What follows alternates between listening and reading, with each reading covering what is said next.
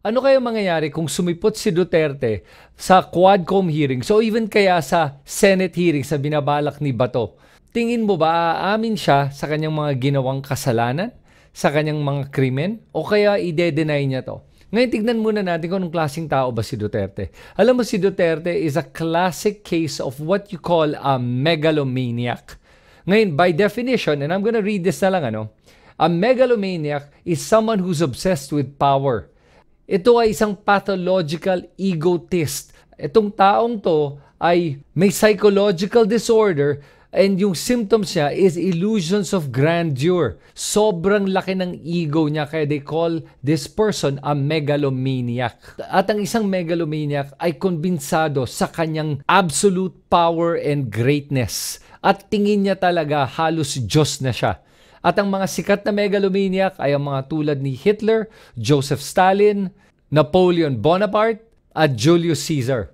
At Duterte actually falls into these types of megalomaniacs. Ngayon, idagdag mo pa dito yung kanyang paniniwala na okay lang ang pumatay ng tao. Actually, hindi lang okay. He enjoys killing people. Yun yung nakakatakot sa kanya. Hinahanap niya yung pagkakataon para makapatay ng tao. At sa mata niya, wala siyang ginagawang mali. Wala siyang remorse at wala siyang emotional attachment sa mga pagpatay niya ng tao. Ang ibig sabihin nun ay itong si Duterte ay walang empathy o wala siyang nararamdaman na emosyon at wala siyang sense of morality. At makikita mo sa lahat ng mga interview na ginagawa niya na ayaw niya at galit siya talaga sa mga taong nagko-question sa kanyang mga desisyon at kumokontra sa kanyang mga gawain. At pagtingin niyang hindi kasang-ayon sa mga ginagawa niya, tatratuin kanyang isang kalaban. So ngayon, ano mangyayari pag sumipot siya sa Quadcom hearings o kaya sa Senate hearings na binabalak ni Bato de la Rosa? Alam mo tingin ko mangyayari dito? Tingin ko, aamin siya.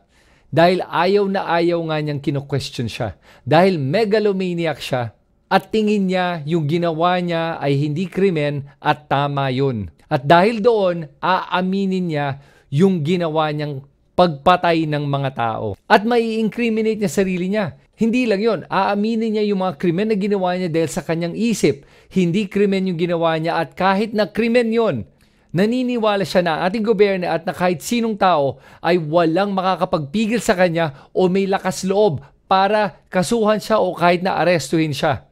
Yun ang paniniwala niya. Dahil naniniwala siya that he is above the law. As a matter of fact, tawag nga niya sa sarili niya, Superman. At nakikita mo naman sa kanyang mga pronouncements na tingin niya isa siyang Diyos. Na minumura nga niya ang ating Diyos. Ganun kalaki ang ulo nitong si Duterte at ganun kagrabe yung kanyang delusions of grandeur. At dahil dito, hahamunin niya ang ating Quadcom at ang ating Senado at ang ating Presidente kung kaya ba siyang kasuhan at arestuhin para sa krimen na alam niyang ginawa niya. Ngayon, sagutin naman natin yung tanong na kung sisipot ba itong si Duterte dito sa Quadcom hearings. Alam mo, sa totoo lang, tingin ko si Duterte, walang bayag tong taong to. Duwag talaga. Typical na bully. Ang mga bully kasi ayaw nila nang may kumukontra sa kanila. At pag may pumapalag sa kanila, umaatras sila. Kaya dito, tingin ko hindi sisipot si Duterte dahil natatakot siya sa Quadcom. At pag pumunta siya, alam din niya na baka nga mapaamin siya ng di oras. Kaya hindi na lang siya sisipot. Ngayon, kung sa Senate hearing ba na chine-chair ni Bato de la Rosa, pupunta kaya itong si Duterte o hindi? Alam mo, tingin ko, hindi matutuloy itong Senate hearing na to. Hindi papayag yung ating Senate President ngayon at yung mga senador na mapapahiya na naman sila dito sa mga kalokohang Senate hearings na ginagawa ni Bato. Nagmumukhang circus talaga, nagmumukhang tanga lang si Bato dito. At pag sinama mo si Bato, si Bongo at si Duterte sa isang hearing, nako, talagang comedy special yan. At dito, baka lalong mag-isa si Duterte sa sarili niyang mantika. Para sa akin lang, mas gusto ko nga sumipot si Duterte at sa totoo lang, gusto kong matuloy itong Senate hearing na to na i-chair ni Bato. Itong kalokohan na to na mismo sila nga ang implicated dito sa EJK na to at sila ang gagawa ng mismong hearing. Sige, gawin natin to para lalo makita ng taong bayan gaano katarantado itong sina Senator Bongo, itong sina Bato de la Rosa, at si Duterte. O kaya payagan na ni Senate President Escudero itong hearing na to pero yung buong Senado na nga. Pero hindi pa payag si Bato dito. So either way, walang lusot si Bato o si Duterte dito sa hinaharap nilang mga akusasyon. Kasi sa totoo lang, alam nating lahat na si Duterte ang mastermind ng mga EJ case.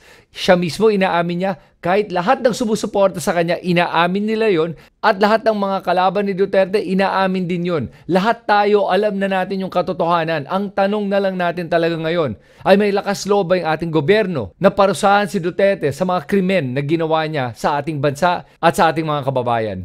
Kayo, ano tingin nyo? Kung baka sakaling sumibot nga si Duterte dito sa mga hearings na to, aamin ba siya? O kaya magde-deny siya ng todo? O kaya magtatago na lang siya?